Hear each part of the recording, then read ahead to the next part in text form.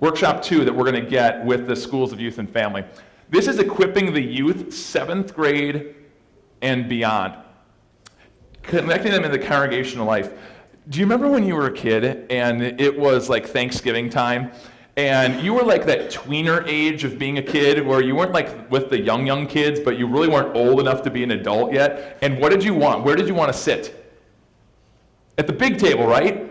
With the real china and the real silverware and the real glasses. You didn't want to be on that little card table over there, the little rickety card table. You push it and it would just wobble and wobble and wobble and all the fake, fake silverware and fake. You didn't want that.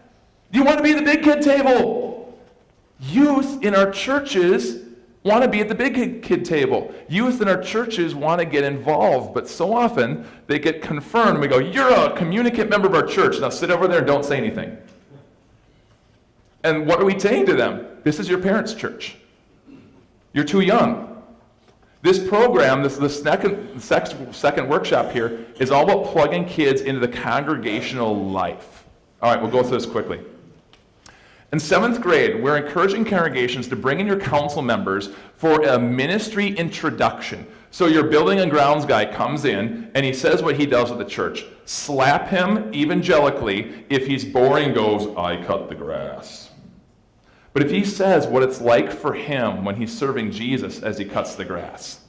Because let me tell you, it stinks to mow your grass at your own house, but when you do it for Jesus, it's actually filling and cool. And have your council members talk about what it does for them as they serve Jesus. So once a month, a council member comes in. This is what ministry is like, and it's happening in your church. 8th grade, they're going to come back in and do it again, but now they're going to go a little deeper, a little more details, a little more things that are going on, because we're going to try to get these kids plugged into active service and doing inside of the church. At the end of 8th grade, we encourage you to do a spiritual gift analysis. You can do strength finders, you can do a bunch of different ones, where the child says, it takes a little quiz, and I'm really good at money, and I'm interested in that, or I'm really good in service, and so maybe I help out with the kitchen committee, or I help out on the weekend work crew, or I just love people. Well, maybe you can be a greeter, or you find out what they like and plug them in. Because up until this point, if they've been serving the way mom and dad serve in the church.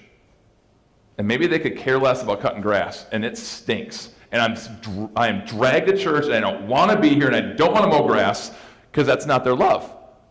But yet they've been shoved in on that. Now, as they're getting older, who are you? How do you want to serve and get connected?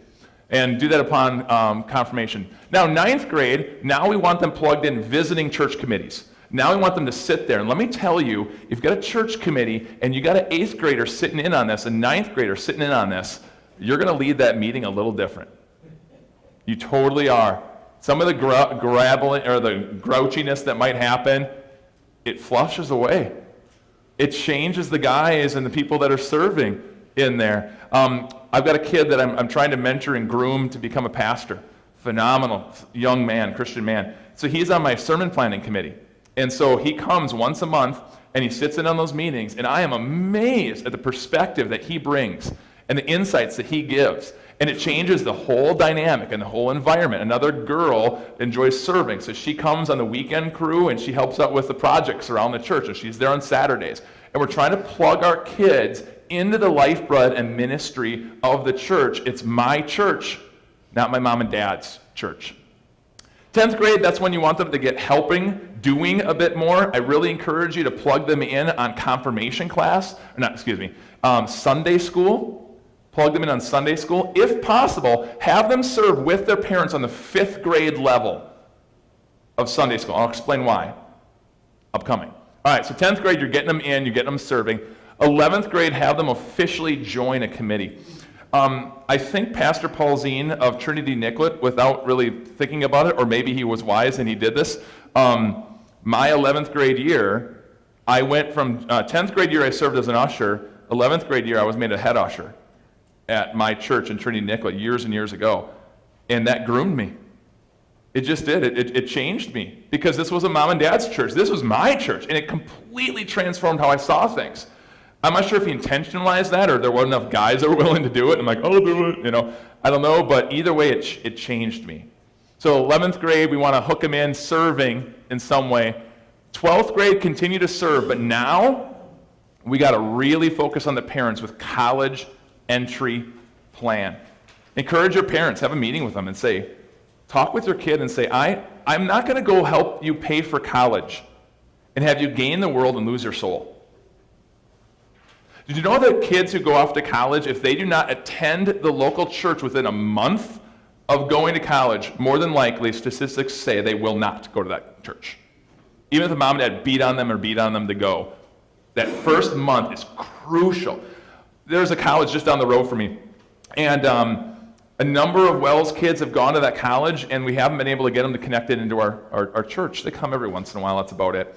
But recently, there was a parent who was dropping their kid off to college, called me up ahead of time and said, I want you to meet my son because I want him inside a church with Jesus every single week. So she drove him down and introduced him. She physically drove him to the church. This is how you get there. Here's the pastor. Pastor John, do you see my son's face?